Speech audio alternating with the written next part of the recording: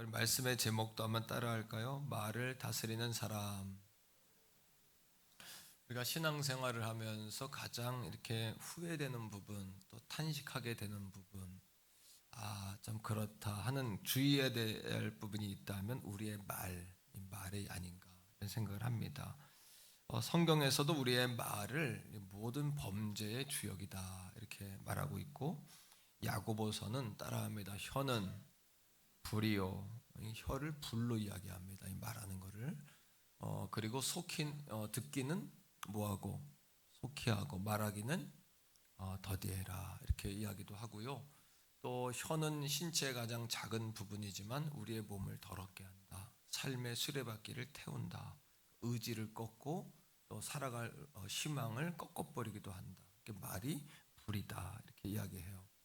그러하기에 따라합니다. 은혜로운 말, 덕스러운 말. 우리가 은혜롭고 덕스러운 말을 할 수 없다면 우리가 하나님께 쓰임 받기 어렵다라는 사실을 여러분 아셔야 합니다. 그래서 오늘부터 오늘 내일 다음 주 이렇게 두 주간에 걸쳐서 우리가 말에 관한 이야기를 나눌 텐데, 우리가 이제 절기 때문에 작은 예수 시리즈가 잠깐 멈췄었어요. 오늘부터 작은 예수 시리즈로 이렇게 이어가면서 말씀을 계속해서 나누려고 그래요. 첫째, 말은 창조하는 힘이 있어서 여러분들이 말을 하면 따라합니다. 현상화되고 사건화되고 존재화된다. 그러니까 말하면 말한 대로 사건화, 현상화, 존재합니다. 이 말의 힘입니다. 굉장히 말이 중요한데, 하나님도 세상을 뭘로 창조하셨어요? 말로 창조하셨어요. 그래서 창세기 1장 3절에 보니까 빛이 있으라 하시니 빛이 있었다 이렇게 이야기합니다. 하나님도 말로, 그 말에는 창조하는 힘이 있어요. 우리 인생이 예수를 잘 믿는데 왜 자꾸 이렇게 가시덤불과 엉겅퀴가 풀리지 않냐, 또 실타래처럼 자꾸 꼬이느냐, 가만히 보면 그 사람의 위인됨은 그 사람의 말을 들어보면 아는 겁니다. 그 사람의 말이 어떠하면 그 사람이 그러한 겁니다. 말 때문이거든요. 왜? 말에는 사건화, 현상화, 존재화하는 힘이 있기 때문이에요.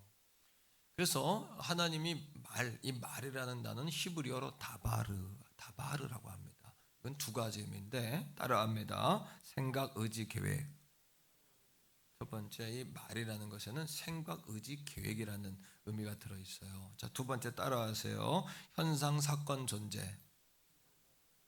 말하면 현상이 되고 사건이 되고 존재가 됩니다. 그러니까 하나님이 빛이 있으라 말하신 것은 빛이라는 온 세계라는 플랜이 있었어요. 또 아이디어가 있었고 디자인이 있었어요. 하나님 안에. 그죠?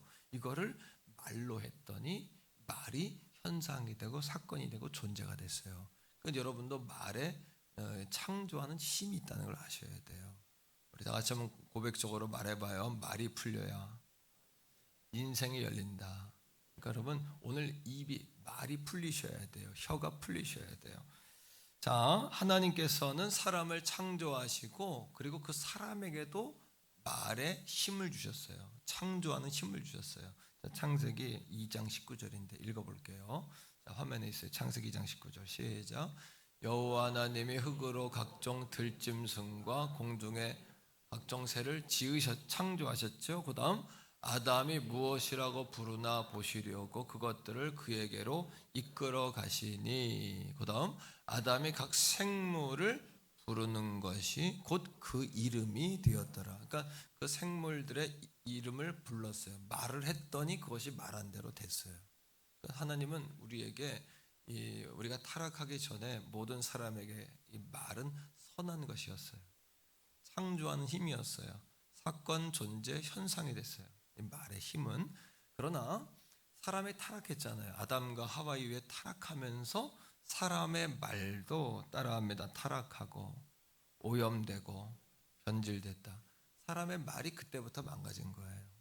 말로 창조하고 말로 만들고 말에는 힘이 있었는데 사람의 죄와 더불어 사람의 존재만 죄된 것이 아니라 근원이 원죄가 사람에게 주어지니까 다 모든 것이 거기서부터 다 망가진 거예요.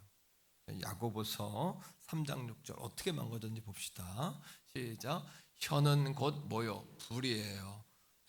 불의의 세계라. 혀는 우리의 지체 중에서 온 몸을 뭐예요? 더럽혀요. 말로. 그리고 삶의 수레바퀴를 불살르다니 그 사르는 것이 지옥불에서 나느니라. 다시 말하면 이 작은 혀가 불이에요.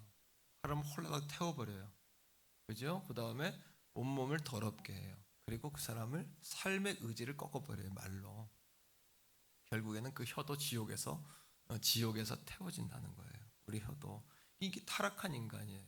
자, 그러나 하나님이 예수 그리스도를 통하여 우리의 여러분 존재를 바꿔주셨어요. 화목제물 되셨고 성량과 속죄의 제물 되셔서 우리의 죄를 씻고 우리를 하나님의 자녀 된 권세를 회복시켜 주셨어요. 믿습니까? 그 사실을 믿으셔야 합니다. 부활절 고난주간에만 예수하면 안 되고 예수님의 부활로 우리에게 권세가 주어진 거예요. 어떤 권세가 회복이 됐냐 하면 말의 권세도 회복됐어요. 그럼 오죽하면 하나님께서 너희 말이 내 귀에 들린 대로 행한다 하시잖아요. 말이 얼마나 무섭습니까? 말한 거 다 회개하셔야 돼요. 우리가 하나님 앞에 성령 앞에 입술이 혀가 여러분 할례되게 해달라고 기도하셔야 돼요. 자, 얼마나 이 말이 권세가 있냐면 로마서 10장 10절에 보니까 다시 따라합시다. 마음으로 믿어 의에 이르고 하나님의 뜻에 이르는다는 얘기예요. 그 다음 입으로 시인하여 구원에 이르느니라. 이 문제가 해결되지 않으면 이걸 풀어도 좋고 안 풀어도 좋고가 아니에요. 오늘 말씀과 다음 주의 말씀은 이 도광농 목사의 인생을 바꾼 말씀이에요. 저의 인생. 그래서 따라합니다. 생각이 바뀌면 언어가 바뀌고 말이 바뀌면 행동이 바뀌고 행동이 바뀌면 습관이 달라지고 습관이 바뀌면 운명이 바뀐다. 믿습니까, 여러분? 그럼 여러분 인생에 운명이 바뀌길 원하잖아요. 그럼 영혼이 잘 돼요? 범사가 잘 돼요. 영혼이 바뀌었으면 이것을 어떻게 해야 돼요? 영혼이 바뀌어서 구원받았어, 은혜 받았어가 아니라 입으로 은혜 받은 것이 믿음의 고백이 나와줘야 돼요. 믿음으로 이게 시인되어져야 돼요. 그럴 때 인생이 열려요. 다 같이 믿음을 말로 풀어놓자. 어떤 사람은 여전히 속은 변했는데 말이 안 바뀌어가지고 말로 자꾸 자기를 자승자박해요. 자꾸 병자라고 묻고 가난뱅이로 묻고 저주받을 존재로 묻고 아이고 어쩌다 보니까 홍수로 이렇게 잘 된 거지 어쩌다 보니까 운이 좋은 거지 이렇게 바꿔버려요. 그러니까 하나님의 역사고 하나님의 여러분의 인생이 바뀌었다는 걸 모르는 거예요. 자, 오늘 말씀 한 절 읽겠는데 마가복음 11장 23절인데 여기서 산이라는 단어가 나오는데 이 산은 여러분의 인생의 고난과 문제거든요. 자, 이게 어떻게 풀리는지 보세요. 다 읽습니다. 시작. 내가 진실로 너에게 이르노니 누구든지 이 산더러 산은 문제와 고난이다. 이걸 어떻게 풀까? 풀 수 있어요. 자, 그 다음에 시작. 바다에 던져지라 하며 그 말하는 것이 이루어질 줄 뭐하고 믿고 그 다음 마음에 의심하지 아니하면 그대로 되리라. 그러니까 여러분 믿음을 말로 푸세요. 할렐루야. 요즘에 우리 교회가 부흥하잖아요. 올해 들어 새 가족이 이렇게 참 놀랍죠, 그죠? 우리가 전도해서 오는 것도 아니에요. 그냥 막 하나님 보내주시고 또 우리 교회가 재정의 복을 막 주셔요. 그래서 어떻게 하냐? 11조가 많이 늘었어요. 성도들의 11조가 많이 늘었어요. 요즘에 어렵다 그러는데 성도들의 11조 늘었어요. 하나님, 이 축복이구나. 왜 축복을 주실까요? 자꾸 여러분 믿음의 말을 하셔야 돼요. 여러분도 그렇게 되기를 원하십니까? 실제로 늘었는데 담임 목사인 종이 여러분들에게 뭐라 그러면 조금 더 하세요. 그게 뭐야? 그까지 이렇게 말하면 안 되잖아요. 예? 성도들 이렇게 잘한다고 조금만 잘해도 자꾸 더 잘한다 그러고 희망이 보이면 열린다고 이렇게 말을 해야지. 희망이 없다고 조금 더 안 된다고 계속 이러면 이게 열리겠냐고요. 미국에 과학자들이 연구를 했습니다. 어떻게 연구했냐 하면 자꾸 자기의 삶을 축복하고 잘 된다고 하는 사람하고 그렇게 말하지 않는 사람하고 꿈과 소망을 말하는 사람하고 현실을 말하는 사람을 비교를 했어요. 어떤 결과가 날까? 여러분 물을 2컵 떠놓고 이건 쉬운 결과 아닙니까? 한쪽 물은 계속 저주예요. 한쪽 물에는 계속 칭찬과 축복을 해요. 그러니까 그 결정체가 한 달만 하면 이거는 찌그러지고 이거는 예쁘게 결정체가 된다는 그런 보고서 본 적이 있죠. 집에 가서 밥그릇을 2개 떠놓으세요. 밥을 계속 저주하잖아요. 그럼 썩고 곰팡이 피고 냄새 나요.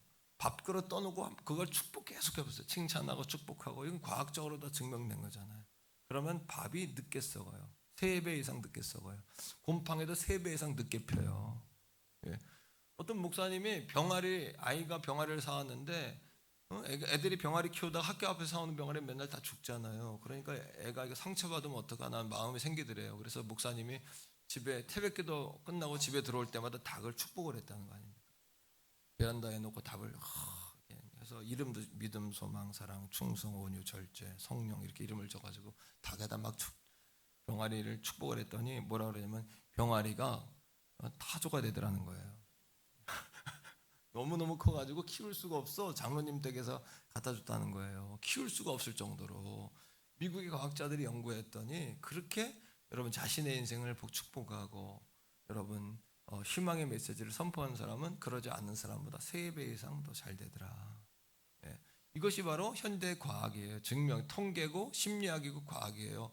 200~300년 전에 언어 철학이라는 게 생겼어요. 언어 철학. 뭐예요? 사람은 말이 그 사람이다라는 걸 철학적으로 증명해낸 거예요. 그런데 성경은 이미 4000년 전에 예수님께서 네 말이 내 귀에 들린 대로 행하리라 하셨고, 할렐루야. 이미 야고보 사도는 2000년 전에, 야고보 목사님은 2000년 전에 듣기는 속히 하고 말하긴 더디해라. 이 혀가 사람의 온몸을 더럽게 하고 인생의 의지를 꺾는다라고 이미 성경은 2000년 전에 이야기한 거예요. 성경은 과학 위에 과학이요, 문학 위에 문학이요, 인문학 위에 인문학이요, 철학 위에 철학이에요. 그러니까 여러분 교회에서 예수 잘 믿고 여러분 이 안에 비즈니스가 다 들어있고 여러분 이 안에 여러분 인생의 원리와 행복의 원리와 성공과 축복의 원리가 이 말씀 안에 다 들어와 있는 줄로 믿으시기를 축복합니다. 에베소 4장 29절에 보니까 그러므로 우리가 이제 하나님 자녀된 사람은 어떻게 말해야 되냐? 우리 한번 읽어보세요. 자, 에베소 4장 29절 시작. 무릇 더러운 말은 너 입 밖에도 내지 말고 오직 덕을 세우는데 소용되는 대로 선한 말을 하여 듣는 자들에게 은혜를 끼치게 하라. 여기서 선하다는 뜻은 히브리어로 노아함인데 이 말은 아름답다, 힘을 준다, 풍성하다, 환영하다 이렇게. 그러니까 서로 만났을 때 웰컴하세요. 어떤 사람은 인사도 안 해. 이렇게 내가 인사를 해도 인사도 안 해. 성도님들도. 그래가지고 제가 일부러 인사해. 안녕하세요, 원사님. 일부러 인사 안 되니까요. 왜? 인사 받으려고 그러는 게 인사를 안 하니까. 인사 좀 하라고 그러는데 눈치가 없어. 그 다음 주에 또 안 해. 그러니까 여러분 오늘 제가 오픈해서 얘기하니까 인사 좀 잘하세요. 담임 목사한테도 안 하는데 성도들끼리 인사하겠어요? 웰컴하고 환영하고 페이버하고. 예? 우리 다 같이 한번 따라하세요. 환영합니다. 이렇게 반갑게 좀 하세요. 이렇게 반갑하세요. 예. 그리고 손도 흔들고 손도 잡고 이렇게 할렐루야 이렇게 등도 좀 두드려 주시고 이렇게 해서 축복해야죠. 왜? 우리가 하나님의 우리 언어도 거듭났잖아요. 속 사람이 달라졌잖아요. 자, 언어에는 따라합니다. 물의 언어와 불의 언어가 있다. 이 불의 언어는 뭐냐면 여러분 철학적으로 불의 언어는 뭐냐면 사람의 그 상황을 사실적으로 말하는 객관적인 언어예요. 그런데 이 불의 언어는 사람을 살릴까요, 죽일까요? 사람에게 상처를 줄 수 있다. 두 번째, 물의 언어가 있어요. 이 물의 언어는 어떤 언어냐면 사람의 마음을 읽어주는 사랑의 언어예요. 사람의 마음을 뭐 하는 거예요? 살려주는 거예요. 신학자고 독일의 튜빙겐 대학에서 이제 신학 공부하고 철학 공부한 김영규 박사라는 분이 있어요. 이분이 쓴 책이 있는데 그분의 책 가운데에 철학 카페에서 작가를 만나다 이런 책이 있어요. 그 책에 나온 글 가운데 이런 글이 있습니다. 벨락의 아폴로. 벨락은 번개 이런 뜻인데 아폴로라는 신이 있죠. 아폴로라는 풍자극을 그 책에서 소개하면서 말이 얼마나 이게 놀라운 파워가 있느냐, 힘이 있느냐를 우리에게 이렇게 설명해 주는 그런 내용입니다. 제가 그 내용을 간단히 이해를 돕기 위해서 하는 거지 이게 말씀보다 앞서는 건 아닙니다. 주인공 아그네스라는 아가씨가 있어요. 20대 초반인데 이제 취업해야 될 때가 돼서 취업문을 두드리기로 회사를 찾아갑니다. 회사를 찾아가서 두드립니다. 두드렸는데 뚱뚱하고 나이가 많은 남자 비서가 나오더니 뭐라 그러냐 하면 아무도 만날 수 없습니다. 잠깐 취업 때문에 면접을 보러 왔다 그랬더니 도저히 우리 회사는 사람도 뽑지 않을 뿐더러 사장님을 아무나 만날 수 없다 하면서 가로막습니다. 좌절한 이 아그네스가 막 저 좌절해 있을 때 어떤 남자가 나타나는 거예요. 그 남자가 누구냐면 아폴로라는 신이에요. 책에 나오면 이 아폴로라는 신이 그 아그네스에게 이렇게 이야기해요. 아그네스, 내가 인생을 성공하는 마법의 주문을 하나 알려주겠다고. 이 주문을 외면 남자를 사로잡게 되고 그들이 당신 앞에 무릎을 꿇고 다이아몬드를 바치는 비결을 내가 가르쳐주겠다. 그러니까 오늘 여자분들 잘 들으세요. 남편들이 다이아몬드를 바칠 수 있는 비결이 여기 있어요. 아시겠죠? 자, 그 다음에 이 비결을 모르면 여자는 불행하다. 그러나 이 비결을 알면 그 여자는 세계의 여왕이 된다. 잘 들으십시오. 자, 아그네스가 그 비결이 뭔지를 묻습니다. 그때 아폴로가 귀에다 대고 뭐라 그러냐면, 자, 아그네스, 누구든지 만나면 그 사람들에게 잘생겼다고 말하세요. 뭐라고 말하라고요? 옆에 사람 말해줘 보세요. 시작. 아그네스가 말하는 거예요. 그게 전부입니까? 근데 그 아폴로가 이렇게 이야기합니다. 그게 전부입니다. 바보도 똑똑한 자도 겸손한 자도 허영심 있는 자도 젊은이도 노인도 구분하지 말고 잘생겼다고 말하세요. 만일 그가 철학 박사라면 당신에게 박사학위를 줄 것이고 푸주간의 주인이라면 고기를 끊어줄 것이며 사장이라면 당신을 당장 채용할 것입니다. 용기를 얻었어요. 아그네스가 다시 회사를 향해 갔습니다. 마침 그 뚱뚱하고 나이 먹은 남자 비서가 사장실에서 나오는 거예요. 그 사장실에 나오는 그 여러분 비서를 보자마자 아그네스가 활짝 웃으면서 뭐라고 이야기했을까요? 비서님 잘생기셨습니다. 그랬더니 뜻밖의 나이가 먹고 뚱뚱한 이 비서가 싫지 않은 내색을 하면서 아무튼 고맙소. 그런데 당신이 아까 일자리를 알아보러 왔다고 했죠? 아까 생각이 어떻게 됐어요? 말이 달라졌어요. 그러면서 뭐라고 이야기하냐면, 아그네스 잠깐 기다리세요. 내가 가서 사장님에게 내 조카가 왔다고 하고 안내할게요. 잘생겼다는 한마디에 뭐가 됐어요? 한마디에 조카가 돼버린 거예요. 조카가, 잘 들으세요. 이거 잘 들으세요. 여자분들 잘 들으세요. 사랑받는 비결이에요. 예? 예? 그러니까 여러분, 무조건 안 된다고 했던 사람이 뭐 한마디에 바뀌었어요?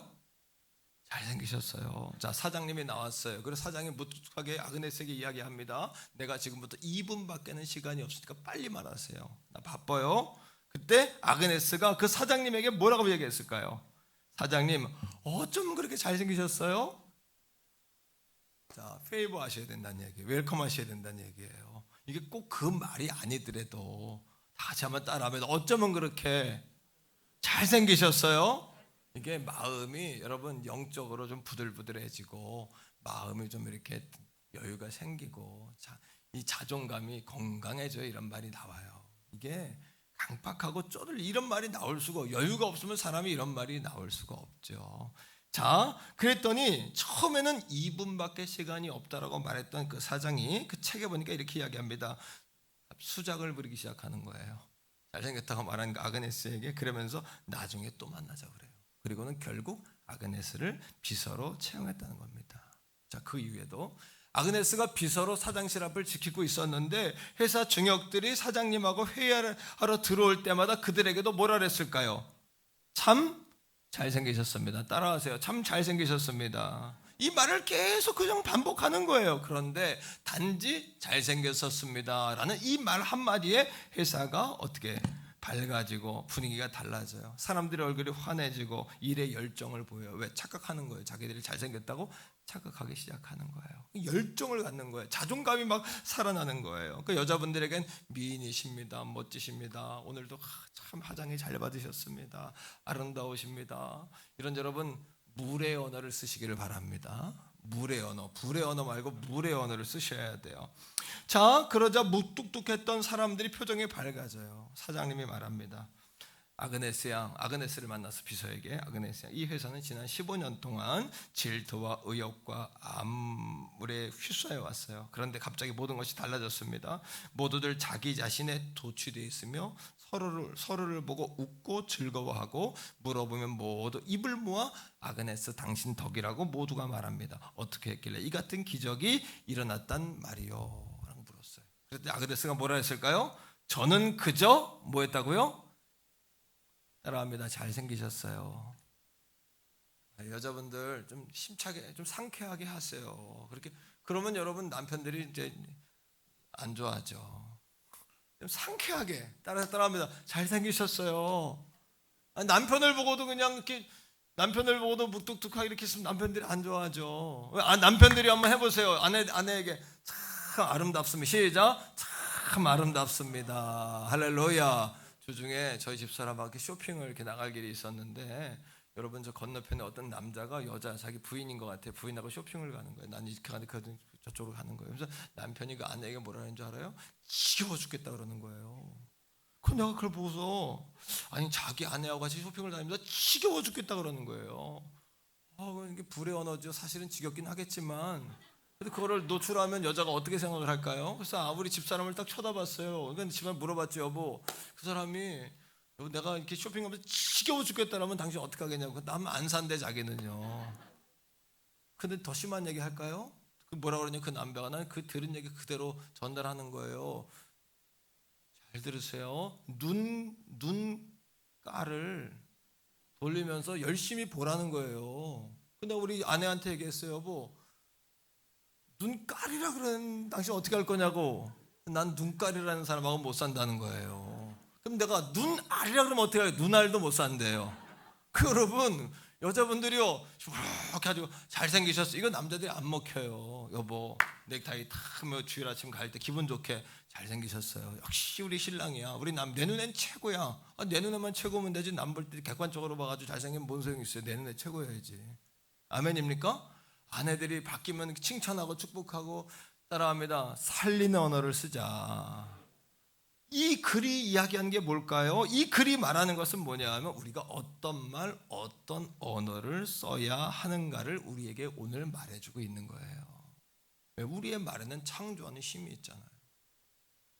오늘 이 말을 잘 들으면 여자들이요, 아내들이요, 이 말이 꽂히면 여러분들이 남편들을 무릎 꿇고 다이아몬드를 바치는 기적이 일어날 줄 믿습니다. 1카라, 2카라, 3카라 해달라 하지 말고 이렇게만 하면 남편들이 바치게 돼 있어요. 갖다가 남편들이요, 예? 아멘입니까?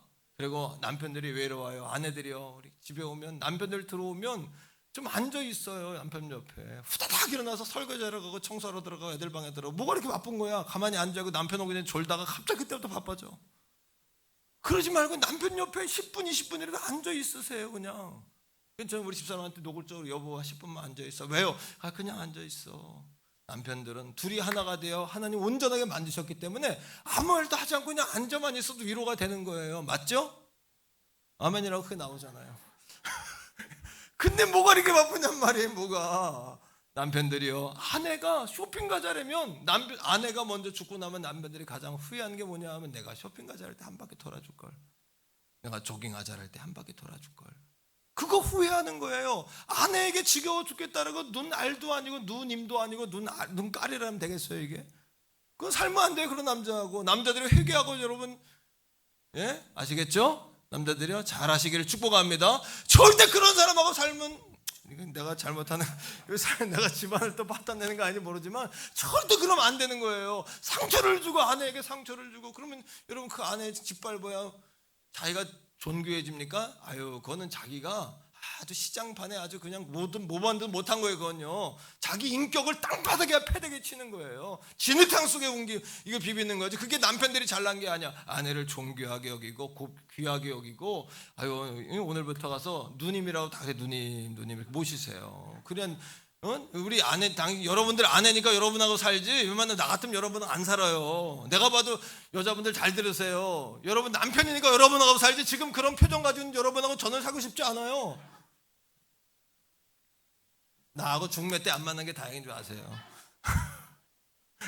예? 서로 피차 마찬가지 아니겠습니까? 우리가, 그렇죠? 그러니까 중요한 게 뭐예요? 따라합니다. 불의 언어가 아니라 물의 언어를 쓰자. 왜? 우리 하나님도 우리에게 물의 언어를 쓰셨거든요.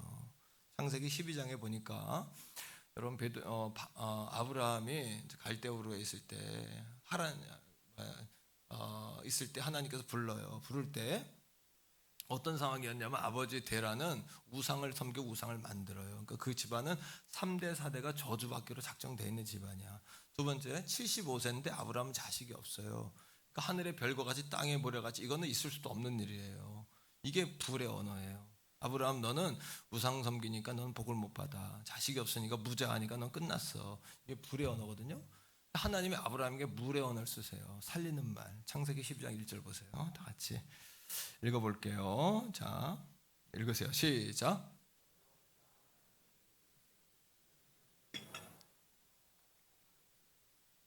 내게 보여줄 땅으로 가라. 따라합니다. 가라.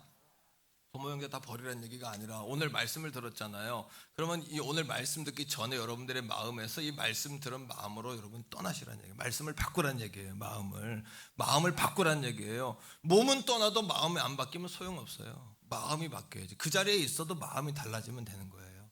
영이 달라지고 태도가 바뀌어지면 되는 거예요. 자, 그 다음 2절에 하나님이 아브라함에게 뭐를 쓰냐 하면 물의 언어를 쓰세요. 시작.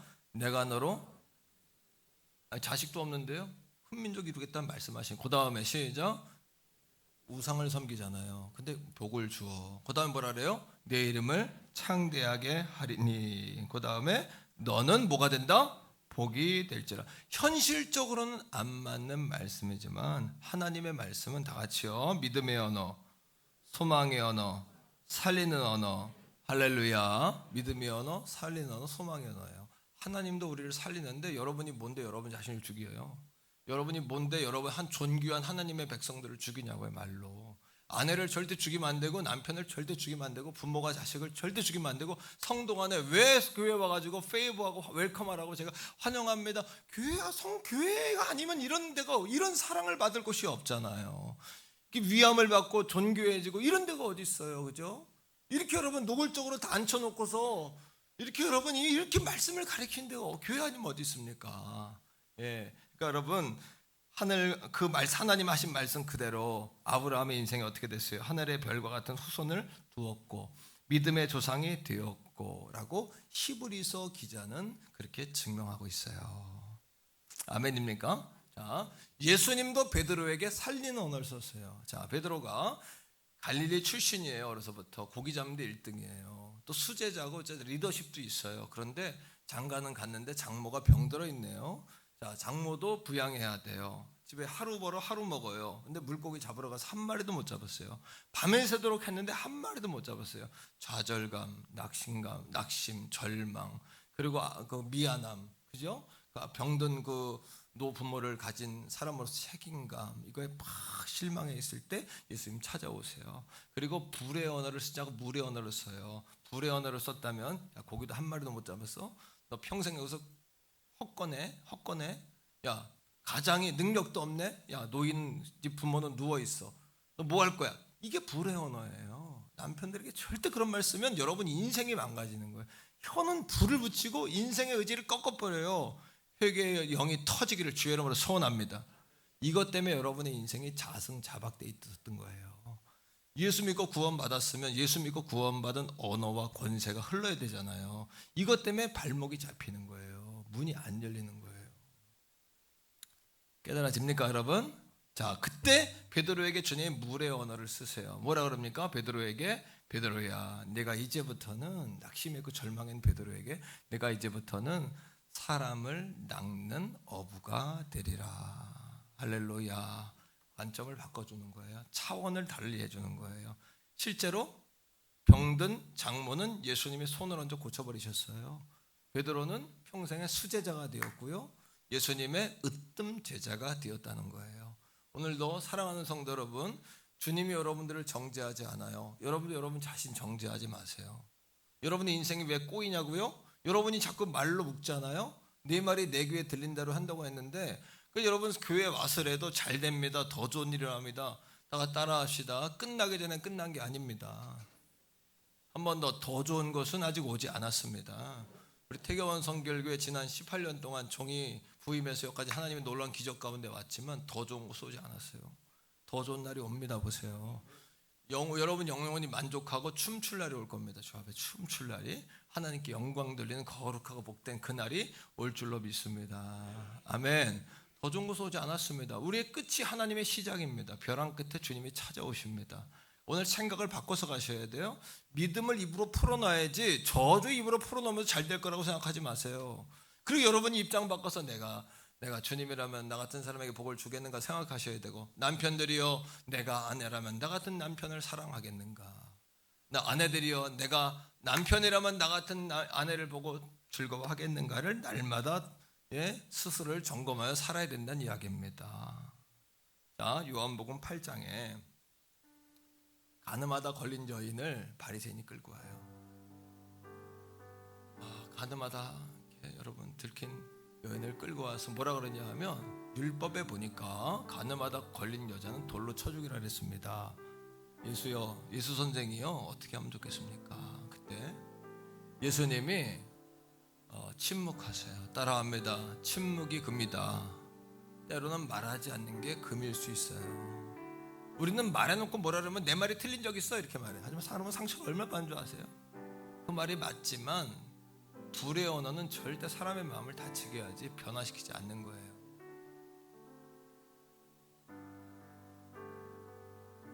뒤에 있는 자는 들을 지어다. 예수님이 뭐라 그래? 침묵하시고 땅에 앉으셔가지고 글을 써요. 뭐라고? 죄 없는 자가 돌로 쳐라. 죄 없는 자가, 너희 중에 죄 없는 자가 돌로 쳐라. 이 말을 듣고 사람들이 양심의 가책을 느끼니까 어른부터 구경하러 왔던 아이들까지 다 떠납니다. 여인하고 예수님만 남아요. 근데 예수님이 그 여인에게 뭐라고 말씀하시냐 하면, 나도 너를 정죄하지 않노니 다시는 가서 죄를 짓지 마라 라고 살려줍니다. 그 여인을 살려주는 겁니다. 살립시다. 우리 태교원 선결교회 오늘 이 아침 1부, 2부, 3부 예배 통해서 우리 성도들에게 살리는 말하기 운동이 일어나야 돼요. 할렐루야. 남편들이 직장에 퇴근해가지고 힘들어서 철포덕 앉으면 벌떡 일어나 설거지하러 가지 마시고, 옆에 앉아 10분, 20분이라도 옆에 앉아서 오늘 어땠는지 그건 조잘조잘 떠들면 남편들이 듣고만 있어도 시끄러 조용히 하지만 좋은 거예요. 사실은 그게 떠들어줘야 돼요. 옆에서 자꾸 떠들어줘야 돼요. 그래서 하루 종일 들어도 5만 가지의 흉악하고 흉측하고 부정적인 그 이야기들을 그 아내들의 사랑의 언어로, 왜? 하나님이 서로 돕는 배필로 만들었기 때문에 그 사랑의 언어로 이걸 좀 희석시켜 주셔야 돼. 마음도 희석시켜주고, 남편이 힘들어하면 친구처럼 어깨동무도 해주고 등도 두드려주면서 여보 걱정하지 마, 내가 있잖아, 내가 기도하고 있잖아, 여보 염려하지 마. 여러분, 제가 종종 여러분들에게 문자 보내잖아요. 사랑하는 성도들이요, 예수님과 함께 목자가 도목사가 응원합니다. 제가 여러분들 위해 기도합니다. 여러분 힘내세요. 여러분 할렐루야. 그렇게 이야기하지 않습니까? 그렇게 하란 말이에요. 오늘 바로 가서 따라합니다. 살리는 말하기 운동. 다음 주까지 1시간 더 할 텐데 살리는 말하기 운동을 하셔야 돼요. 그리고 뼈 아프게 여러분 회개하셔야 돼요. 성령께서 완전히 사로잡아 주도록. 제가 목회 초기에 힘들었어요. 왜 힘들었냐 하면 뭐 삶이 힘든 게 아니라 성도들을 보면 아직까지 여러 가지 연약하고 그러니까 예배 때마다 때로는 성도들 만남 속에서 바른 말을 자꾸 하는 거예요. 제가 바른 말. 내 말이 틀린 말은 아니죠. 하지만 그 말을 들어 성도들은 상처를 받아. 그리고 그 말을 해놓고 나도 후회해. 그래서 제가 병이 걸렸어요. 약간 우울함이었어 막. 그래가지고 주일날 설교하면 구성전에 있을 때 설교학원 사무실에 들어가 안 나왔어요. 부딪히면 자꾸 바른 말을 하게 되니까. 하나님 앞에 제가 힘들어가지고 기도했어요. 하나님, 내가 성도들하고 자꾸 이렇게 만나는 게 어려워지네요. 왜? 만나면 바른 말 하게 되고 자꾸 지적하게 되고. 나는 어떻게 하면 좋을까요? 그리고 심지어는 혀를 천장에다 붙였어요. 말하지 않으려고. 혀로 깨밀어도 봤어요. 그렇게도 안 되더라고요. 근데 성령님이 제게 가르쳐 주시더라고요.